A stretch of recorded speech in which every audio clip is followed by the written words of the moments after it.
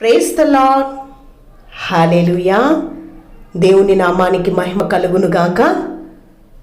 దేవుని చిత్తానుసారంగా దేవుని ప్రేరేపణ బట్టి చదువురాని వారి కొరకు అలాగే అందుల కొరకు బైబిల్ గ్రంథంను చదివి అప్లోడ్ చేయడం జరిగింది. ఇంటి పనులు చేసుకుంటూ కూడా ఈ బైబిల్ వింటూ వాక్యాలను నేర్చుకోవడానికి వీలుగా వీడియో చేయడం జరిగింది. విని ఆశీర్వదింపబడినట్లుగా ప్రార్థన చేద్దాం. పరిశుద్ధుడా, ప్రేమగల మా తండ్రి, జీవంగల నాయన, నమ్మకమైన దేవా, మీకు వందనాలు, స్తుతులు, స్తోత్రాలయ తండ్రి. మీ వాక్యాన్ని ధ్యానించడానికి వినడానికి ఇచ్చిన సమయాన్ని బట్టి స్తోత్రం నాయన తండ్రి. మా మనసంతా ప్రభువా మీ వాక్యం మీద మాత్రమే, మీ లేఖనాల మీద మాత్రమే మనసు నిలిపి బహు జాగ్రత్తగా, బహు శ్రద్ధగా, భయభక్తులు కలిగి అతి ఆసక్తితో మీ లేఖనాలు వినినట్లు అయ్యా, వినినది గ్రహించినట్లు తండ్రి, మీ వాక్యాన్ని ధ్యానించినట్లు మాకు అట్టి కృపను దయచేయండి. అట్టి మనసును మీరు అనుగ్రహించండి ప్రభువా. ఆత్మచిప్పు సంగతులు వినగల చెవులు, గ్రహించగల మనస్సును అనుగ్రహించండి అయ్యా. స్తోత్రమయ్యా.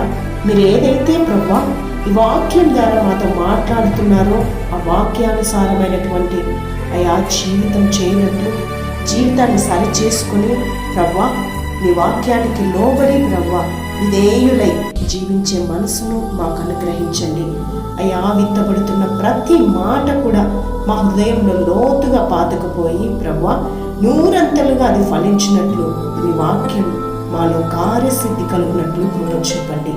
చదువుచుండగా మా హృదయంలో మీ వాక్యం మా ప్రాణాత్మ దేహం అంతట్లో ప్రభువా జీర్ణించుకొని పోనట్లు ప్రభువా మరలా ఆ వాక్యాన్ని నెమరు వేసుకొని ఆ వాక్యానుసారంగా ప్రవర్తించినట్లు కృప చూపమని యేసుక్రీస్తు నామంలో అడిగి వేడుకుంటున్నాం తండ్రి, ఆమేన్. ఆదికాండము 5వ అధ్యాయం. ఆదాము వంశావళి గ్రంథము ఇదే. దేవుడు ఆదామును సృజించిన దినమున దేవుని పోలికగా అతని చేసెను. మగవానిగాను ఆడుదానిగాను వారిని సృజించి వారు సృజించబడిన దినమున వారిని ఆశీర్వదించి వారికి నరులని పేరు పెట్టెను. ఆదాము 130 ఏళ్ళు బ్రతికి తన పోలికగా తన స్వరూపమున కుమారుని కని అతనికి షేతు అని పేరు పెట్టెను. షేతును కనిన తరువాత ఆదాము బ్రతికిన దినములు 800 ఏండ్లు. అతడు కుమారులను కుమార్తెలను కనెను. ఆదాము బ్రతికిన దినములన్నీ 930 ఏండ్లు. అప్పుడతడు మృతి పొందెను.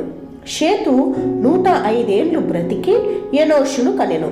ఎనోషును కనిన తరువాత షేతు 807 ఏండ్లు బ్రతికి కుమారులను కుమార్తెలను కనెను. షేతు బ్రతికిన దినములన్నీ 912 ఏండ్లు. అప్పుడతడు మృతి పొందెను. ఎనోషు 90 సంవత్సరములు బ్రతికి కెయీనానును కనెను. కెయీనానును కనిన తరువాత ఎనోషు 815 ఏండ్లు బ్రతికి కుమారులను కుమార్తెలను కనెను. ఎనోషు దినములన్నీ 905 ఏండ్లు.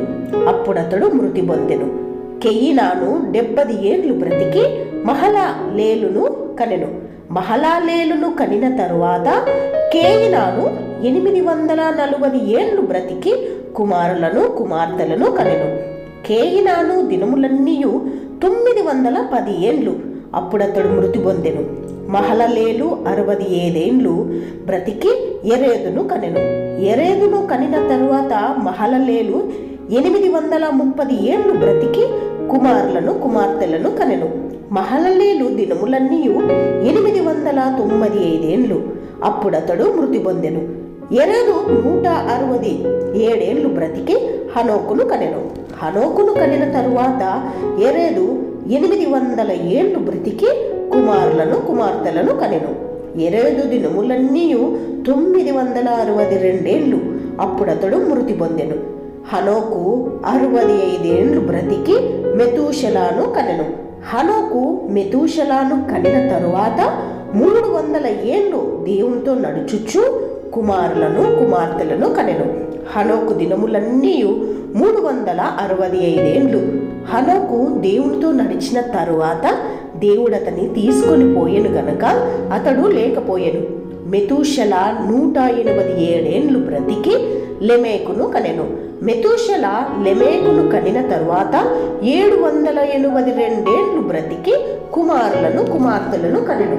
మెతూషల దినములన్నీ 969 ఏండ్లు. అప్పుడు అతడు మృతి పొందెను. లెమెకు 182 ఏండ్లు బ్రతికి ఒక కుమారుని కని, భూమిని యెహోవా శపించినందువలన కలిగిన మన చేతుల కష్టం విషయంలోను మన పని విషయంలోను ఇతడు మనకు నెమ్మది కలుగజేయననుకొని అతనికి నోవహు అని పేరు పెట్టెను. లెమెకు నోవహును కనిన తరువాత 195 ఏండ్లు బ్రతికి కుమారులను కుమార్తెలను కనెను. లెమెకు దినములన్నీ 777 ఏండ్లు. అప్పుడతడు మృతి పొందెను. నోవాహు 500 ఏండ్లు గలవాడే షేమును, హామును, యాపేతును కనెను. ఆమేన్. చదవబడిన వాక్యం ప్రతి ఒక్కరి హృదయాలలో స్థిరపరచబడును గాక.